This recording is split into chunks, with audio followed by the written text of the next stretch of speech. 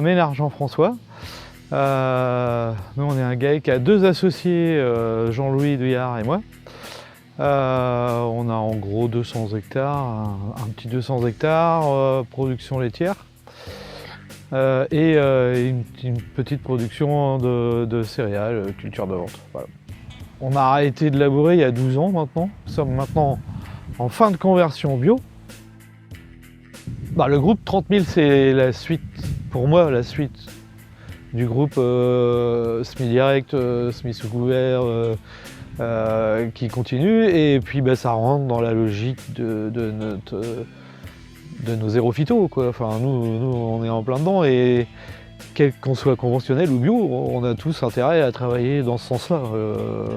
Et c'est intéressant de comparer les deux. Et je pense que certains de nos itinéraires, sans désherbant aucun, peuvent intéresser, pas complètement, je pense, parce qu'on ne peut pas aller chercher les mêmes rendements, mais ça peut intéresser, ça peut être des bases. Et comme il y a des couverts végétaux en grande culture, je vois bien, ils ont des couverts qui sont performants que nous, on n'a peut-être pas encore essayé. Donc je pense qu'il y a des choses à apprendre des deux côtés. Ouais. Oui, alors on a investi dans une herse à paille. Alors herse à paille, évidemment, on travaille le sol, oui, 1 cm, 1 cm et demi maxi.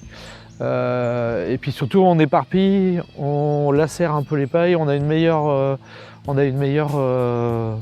décomposition. Et puis, il ne faut pas se voiler la face, en bio, le problème, c'est la fertilisation. Donc un petit peu de minéralisation. Sur les cultures d'hiver, là, on fait des faux semis à la herse l'été. Après, non, de toute façon, c'est inconcevable, à mon idée, de faire du bio, même du conventionnel d'ailleurs. Hein. On n'y est pas encore assez en conventionnel, mais ça va venir, de travailler en mélange de plantes, quoi. Que ce soit en plantes compagne ou alors en 2 plantes qu'on cultive et qu'on récolte en même temps, quitte à trier après. Enfin.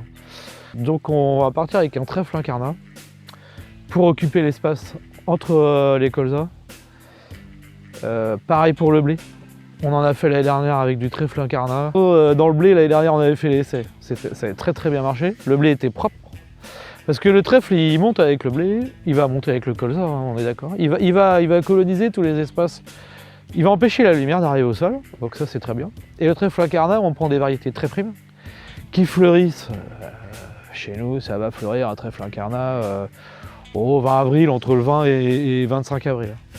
Donc floraison 25 avril, bon, pas gênant du tout.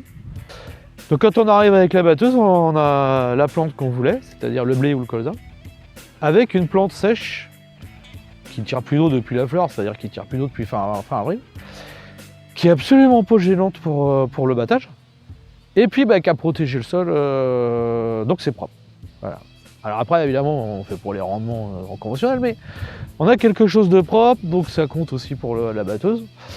Et puis alors après, bon là, c'est inconnu, mais là, on peut supposer aussi que l'éparpilleur de menu paille, il nous éparpille la semence de trèfle qui est restée dans ces gouttes sèches. Et le petit grattage qu'on va faire après à la herse à paille, si ça mouille, peut-être que ça suffirait à relancer la germination du trèfle. Voilà. Ce serait la piste pour les parcelles colza blé pur.